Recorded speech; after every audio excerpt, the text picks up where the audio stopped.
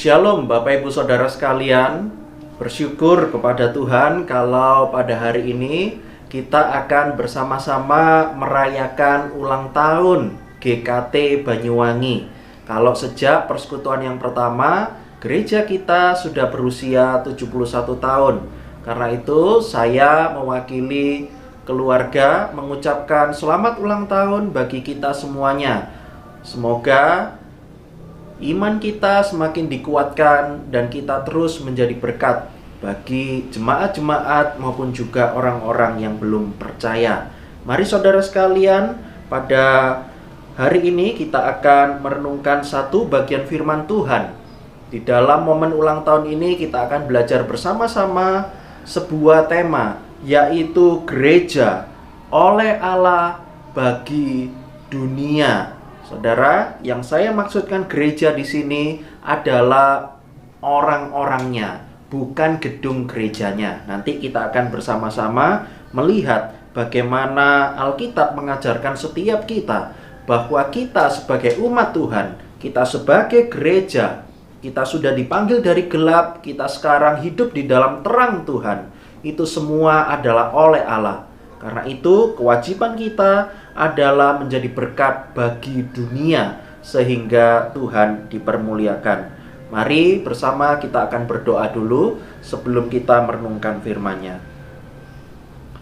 Bapa yang di sorga, kami mohon kepadamu menyerahkan untuk waktu ini kami akan belajar bersama-sama firman-Mu. Tolonglah kami yang lemah, terbatas dan berdosa ini Tuhan. Kiranya Engkau yang sendiri memimpin kami dengan Roh Kudus-Mu, baik saya yang menyampaikan, jemaat yang mendengarkan. Terima kasih Tuhan, tolonglah kami untuk kami dapat terus mengingat dan mensyukuri atas segala pimpinan-Mu kepada setiap kami, jemaat-jemaat GKT Banyuwangi. Terima kasih Tuhan, dalam nama Tuhan Yesus kami berdoa. Amin. Mari saudara, kita akan merenungkan firman Tuhan. Gereja oleh Allah bagi dunia. Mari kita melihat Filipi 1 ayat 18 sampai 26. Filipi 1 ayat 18 sampai 26. Saya akan membacakannya bagi kita semuanya. Tetapi tidak mengapa, sebab bagaimanapun juga Kristus diberitakan, baik dengan maksud palsu maupun dengan jujur. Tentang hal itu aku bersuka cita, dan aku akan tetap bersuka cita, karena aku tahu bahwa kesudahan semuanya ini ialah keselamatanku oleh doamu dan pertolongan Roh Yesus Kristus. Sebab yang sangat kurindukan dan kuharapkan ialah bahwa aku dalam segala hal tidak akan beroleh malu, melainkan seperti sedia kala, demikian pun sekarang Kristus dengan nyata dimuliakan di dalam tubuhku, baik oleh hidupku maupun oleh matiku. Karena bagiku hidup adalah Kristus dan mati adalah keuntungan. Tetapi jika aku harus hidup di dunia ini, itu berarti bagiku bekerja memberi buah. Jadi mana yang harus kupilih, aku tidak tahu. Aku didesak dari dua pihak. Aku ingin pergi dan diam bersama-sama dengan Kristus. Itu memang jauh lebih baik. Tetapi lebih perlu untuk tinggal di dunia karena kamu.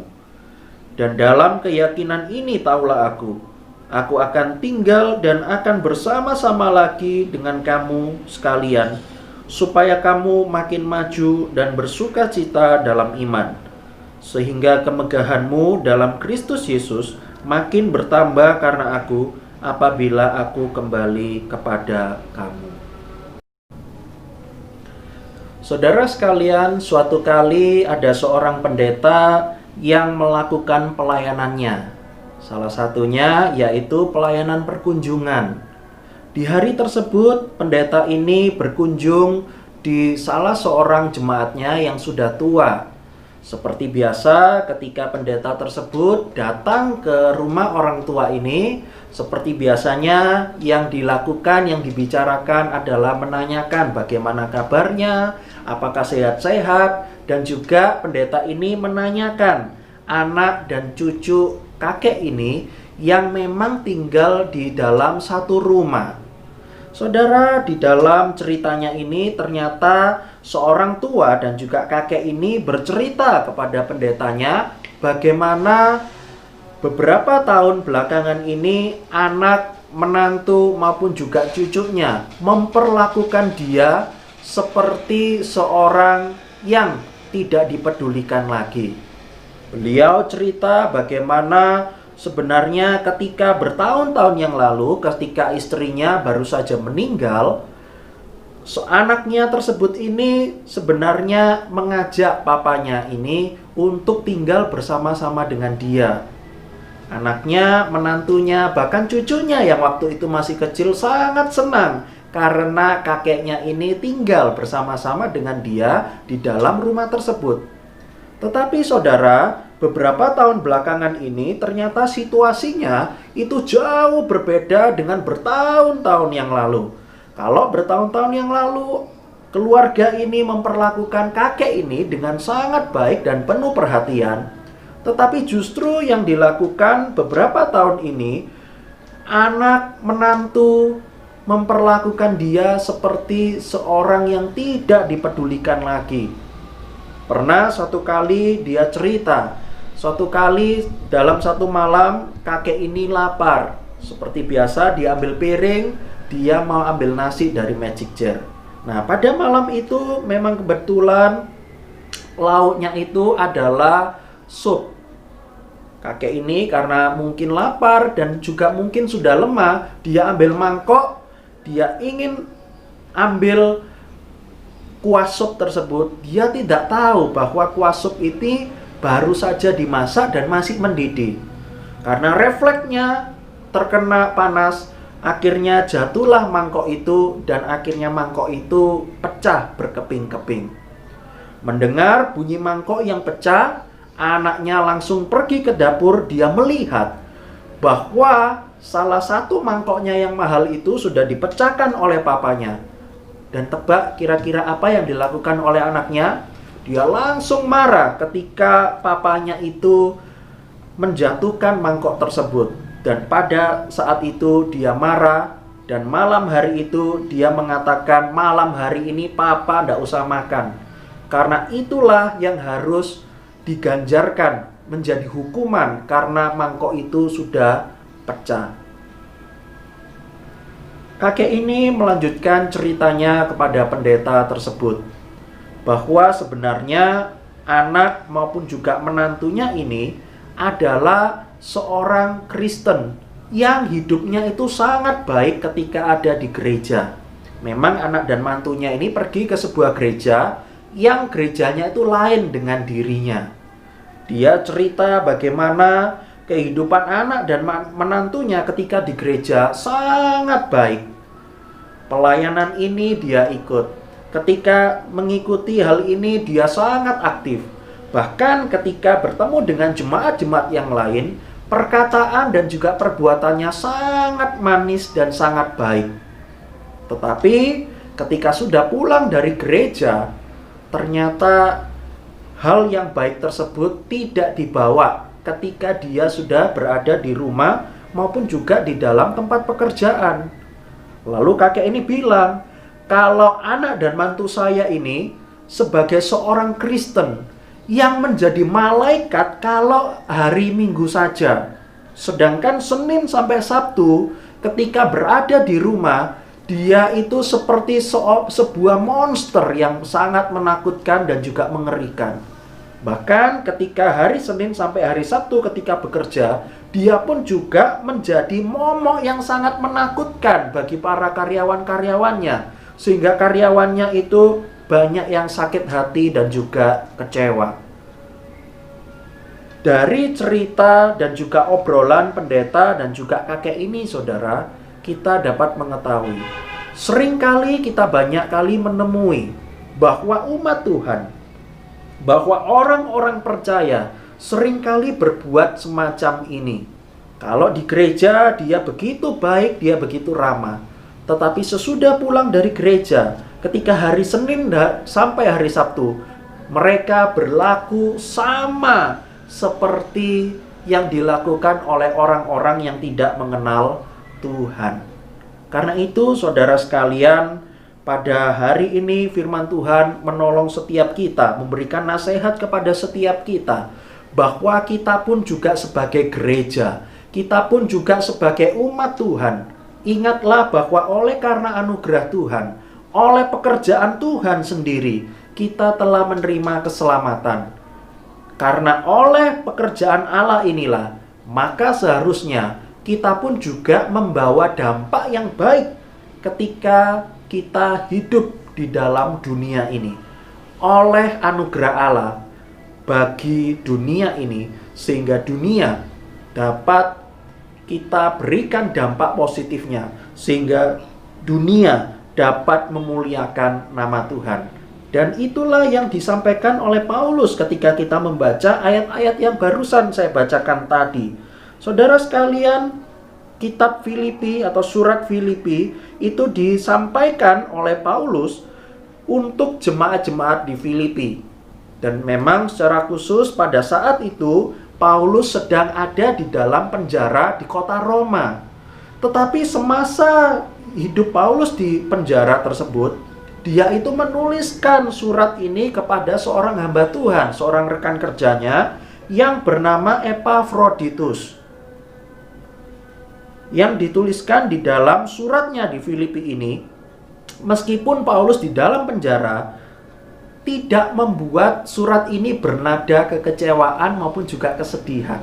Tetapi kalau kita melihat, saudara, surat Filipi ini banyak sekali bertema-tema tentang sukacita dan juga ucapan syukur. Paulus tidak lain tidak bukan menuliskan surat ini karena memang dia melihat kalau memang dia ini semasa hidupnya banyak sekali mengalami penderitaan dan juga kesulitan, bahkan ketika itu di dalam penjara, tetapi hal tersebut tidak menghilangkan sukacita yang diberikan Allah kepada dirinya. Kalau kita melihat bahwa Paulus itu di penjara, sebenarnya bukanlah kejahatan maupun juga kesalahan dia sendiri. Tetapi justru Paulus di penjara karena dia sudah memberitakan Injil. Tetapi di dalam semua yang dialami oleh Paulus itu, Paulus tetap sadar bahwa memang bukan kesalahannya sendiri karena memberitakan Injil. Tetapi dia ketika di penjara itulah, dia itu semakin menyadari bahwa ketika dia di penjara, makin banyak orang yang tetap memegang teguh Injil, tetap melihat bahwa inilah bukti kebenaran Injil. Maka saudara sekalian, Paulus ini menuliskan surat-surat ini kepada jemaat di Filipi dan juga kepada rekan kerjanya yang bernama Epafroditus. Kalau kita melihat sekali lagi temanya, gereja. Paulus pun juga adalah sebuah gereja. Paulus adalah seorang umat Tuhan. Dia sendiri ingat, oleh anugerah Tuhan itulah dia dapat menerima jaminan keselamatan. Maka seharusnya dia pun juga sadar, dia pun juga semasa masih diberikan kesempatan hidup oleh Tuhan, dia menuliskan segala pekerjaannya itu dituangkan melalui sebuah tulisan-tulisan. Supaya apa? Supaya membawa dampak yang baik bagi dunia, sehingga dunia dapat mengenal Tuhan, dunia dapat memuliakan Tuhan di sorga. Karena itu kalau kita melihat di dalam diri Paulus, dia itu ingat betul bagaimana oleh Allah itulah dia menerima jaminan keselamatan. Saudara, kalau kita menjadi sebuah gereja, hendaklah kita yang pertama kali juga ingat, semasa kita bisa hidup, kita menerima anugerah keselamatan, ingatlah, yang pertama kali adalah oleh Allah. Dan Paulus betul-betul yakin akan hal itu. Coba kita melihat ayat yang ke-19 sampai 21. 19 dikatakan begini. Karena aku tahu bahwa kesudahan semuanya ini ialah keselamatanku. Jaminan keselamatan itulah yang menjadi penghiburan bagi Paulus. Paulus meyakini jaminan keselamatan itu diberikan oleh Tuhan. Maka ketika dia semasa hidup, pekerjaannya atau tujuan hidupnya adalah seperti ayat yang ke-20. Biarlah melalui tubuhku aku memuliakan Kristus. Dan juga ayat 21, ayat yang cukup terkenal, karena bagiku hidup adalah Kristus. Kita seringkali menemui bahwa kehidupan umat Tuhan ketika semasa hidup itu adalah untuk pekerjaan, untuk keluarga, untuk kesuksesan, untuk hal-hal yang duniawi atau jasmani. Ada begitu banyak hal-hal duniawi yang menjadi prioritas utama di dalam kehidupan umat Tuhan. Tetapi justru di dalam ayat 21 kita kembali diingatkan oleh Paulus, apa yang harus diprioritaskan? Hidup adalah bagi Kristus, bagi Tuhan. Walaupun nanti aku mati, di situ dikatakan mati pun juga adalah sebuah keuntungan. Karena apa? Beruntung. Karena dia langsung ketemu dengan Tuhan. Dan tidak ada lagi penderitaan maupun juga kesusahan ketika sudah hidup kekal bersama-sama dengan Tuhan di sorga. Saudara sekalian, kalau kita melihat, sebenarnya orang-orang Kristen itu sangat gampang sekali untuk bisa melihat anugerah Tuhan. Tetapi yang sering kali dilupakan itu adalah hal yang kedua ini. Apa itu? Bagi dunia ini yang lupa. Kita sudah terus-menerus diingatkan melalui khotbah, melalui saat teduh, melalui perenungan dan sebagainya. Hanya anugerah Tuhan saja yang diberikan kepada saya dan kepada Anda sekalian. Kita dapat mengimani semuanya itu. Tetapi yang kita seringkali lupa, yang seringkali kita gagal, justru kita ini sebagai gereja, kita harus tetap hidup bagi dunia ini. Maksudnya bukan menuruti dunia, tetapi membawa dunia ini percaya kepada Tuhan. Membawa dunia ini kita berikan dampak yang baik, sehingga dunia pada akhirnya akan percaya kepada Tuhan dan memuliakan Tuhan. Maka ketika Paulus pun juga semasa hidup di dunia, Paulus memberikan sebuah teladan bagi setiap kita, bahwa dirinya sendiri pun juga hidup membawa dampak yang baik bagi dunia. Mari kita melihat ayat 22 secara khususnya, saudara. Ayat 22 di kalimat yang pertama bilang begini. Tetapi jika aku harus hidup di dunia ini. Paulus betul-betul sadar dirinya ini masih hidup di dunia. Dia tidak hidup langsung ke sorga. Tidak, saudara. Jika aku harus hidup di dunia ini. Apa maksudnya Paulus menuliskan kata atau kalimat seperti ini? Nah, saudara, kata dunia itu bukan menunjuk kepada tempatnya, buminya, bukan. Fokusnya kepada apa? Melainkan fokus bahwa Paulus, saya, jemaat-jemaat, masih hidup di dunia ini berdampingan dengan orang-orang yang berlainan dengan kita. Kalau kita melihat gambar yang tadi sebelumnya, sebuah bola dunia, bumi, itu ditopang oleh beberapa tangan. Dan yang menariknya, saudara, tangan-tangan tersebut itu berlainan. Jumlahnya banyak, tetapi warnanya lain-lain. Ada yang warna putih, ada yang warna sawo matang, ada yang warna hitam. Tetapi semuanya melakukan pekerjaan yang sama. Apa itu? Sebuah simbol untuk menopang dunia, mengangkat dunia untuk tetap membawa berkat dan juga perbuatan yang baik untuk orang-orang yang tinggal di dalam bumi ini. Karena itu, saudara sekalian, Paulus itu sadar betul bahwa dirinya oleh anugerah Tuhan, maka hidupnya harus membawa dampak yang baik bagi dunia ini. Semakin ditegaskan bahwa Tuhan memanggil Rasul Paulus itu adalah untuk bangsa non-Yahudi. Paulus adalah rasul bagi bangsa non-Yahudi. Karena itu dia sangat betul-betul tahu bahwa hidupnya bukan membawa hal yang baik kepada orang-orang Yahudi sebangsanya saja, tetapi dia membawa hal yang baik kepada orang-orang non-Yahudi. Yaitu untuk menyimbolkan apa? Menyimbolkan orang-orang yang ada di dunia ini, yang lain agamanya, yang lain budayanya, yang lain sukunya, yang lain latar belakang sosial, ekonomi, dan sebagainya. Semuanya dianggap adalah orang-orang yang pantas menerima keselamatan dan juga anugerah Tuhan. Mereka adalah orang-orang yang pantas untuk menerima berita Injil, berita baik untuk disampaikan kepada mereka. Lalu juga kalimat yang kedua, ayat 22 dikatakan begini. Itu berarti bagiku bekerja memberi buah.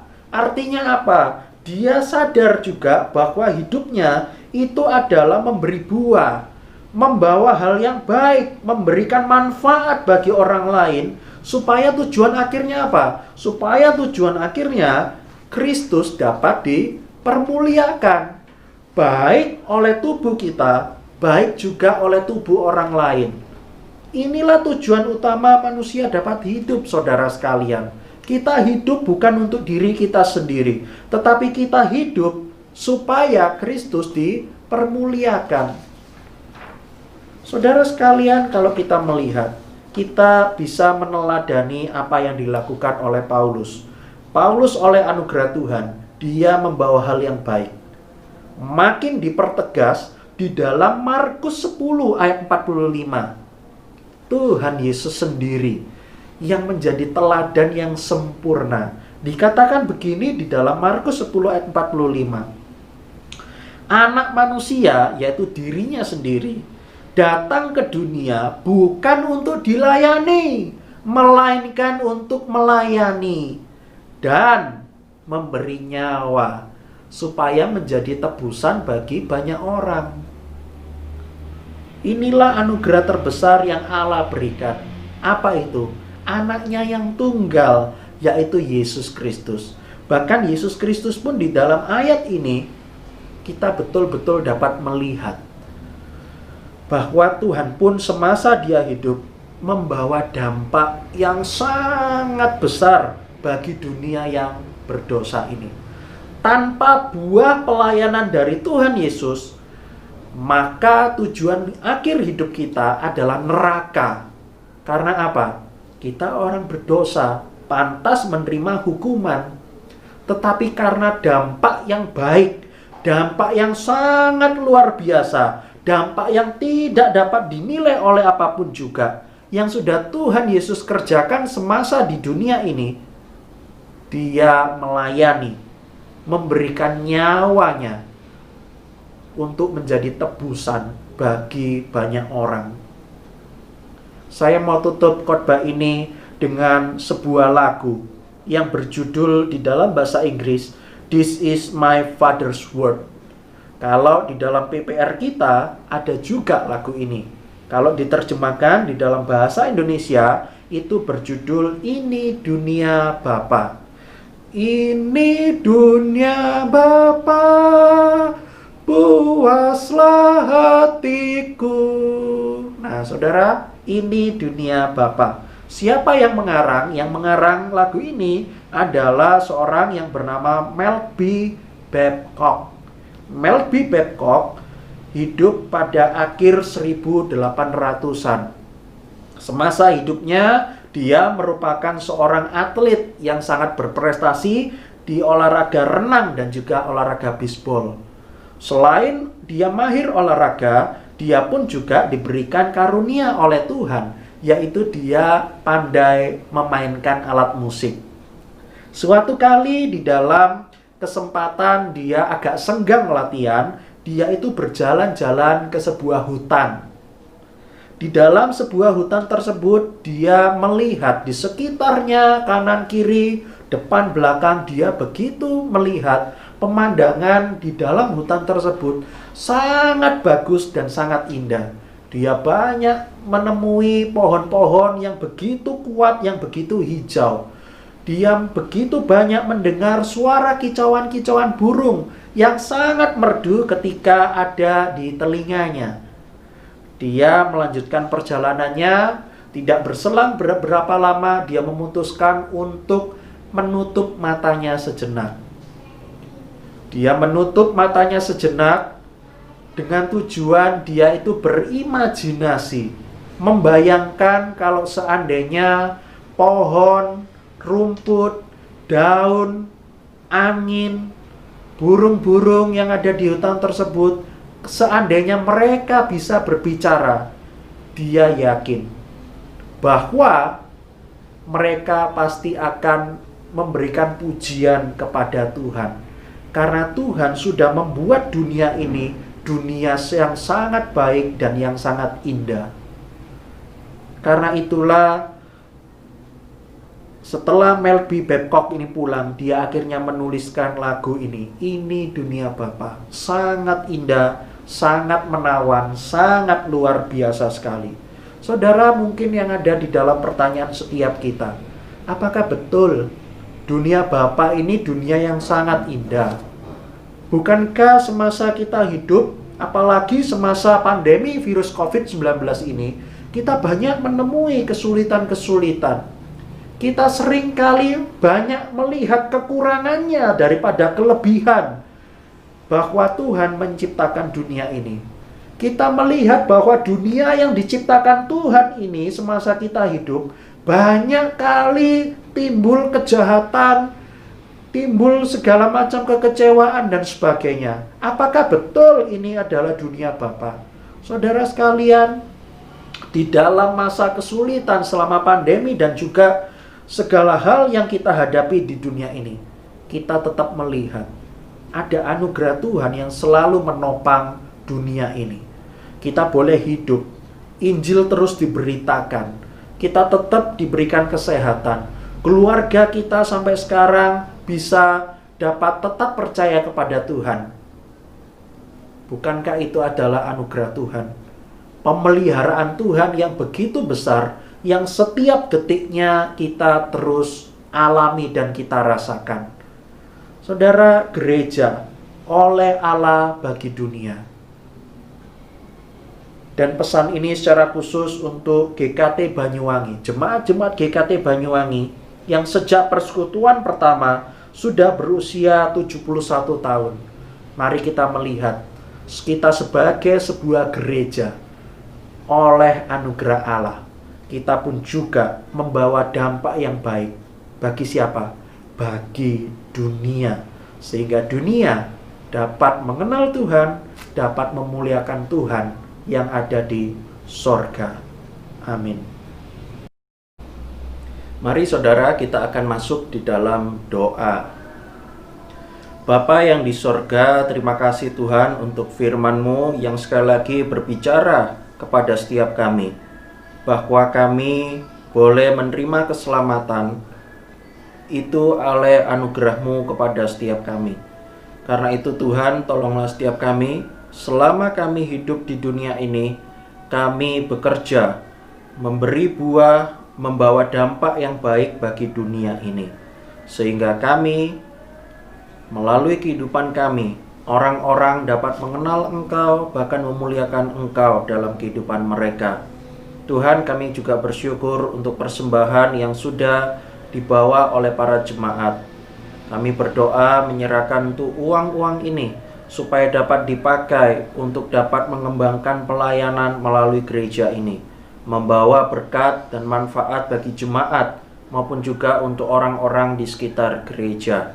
Kami juga mohon kepadamu Tuhan, bersyukur untuk momen ulang tahun yang ke-71 tahun ini. Kami menyerahkan ke dalam tangan-Mu Tuhan, supaya melalui GKT Banyuwangi banyak pekerjaan Tuhan yang dinyatakan melalui setiap kami. Para jemaat-jemaat dapat terus bersatu padu, tidak terpecah-pecah, bersama-sama maju di dalam iman dan di dalam pekerjaan Tuhan. Tuhan, kami mohon kepadamu menyerahkan untuk pembangunan gereja. Kami menyerahkan untuk renovasi yang dilakukan untuk gedung gereja. Kiranya Engkau yang menolong Tuhan, baik untuk renovasi di gedung gereja ini maupun juga nanti akan dibangun pastori di lahan parkir. Kiranya Engkau mempersediakan dananya. Kami menyerahkan supaya jemaat-jemaat Tuhan dapat bersatu padu untuk mendukung pekerjaan Tuhan untuk pembangunan gedung secara fisik ini. Terima kasih Tuhan, kami terus menyerahkan untuk keadaan Indonesia ini di tengah-tengah situasi pandemi yang kami tidak tahu sampai kapan harus berakhir. Kami berdoa menyerahkan untuk vaksin yang telah dibuat, kiranya dapat diuji coba sehingga dapat berhasil, masyarakat dapat membeli vaksin ini dan kembali dapat hidup sehat. Kami menyerahkan Tuhan untuk jemaat-jemaat yang kesulitan di dalam hal perekonomian. Kiranya Engkau yang menolong Tuhan, memberikan jalan-Mu sehingga melalui situasi ini iman mereka tidak gentar, tidak pudar, melainkan tetap bersandar hanya kepada Tuhan saja. Terima kasih ya Tuhan, inilah doa kami. Dalam nama Tuhan Yesus kami berdoa. Amin.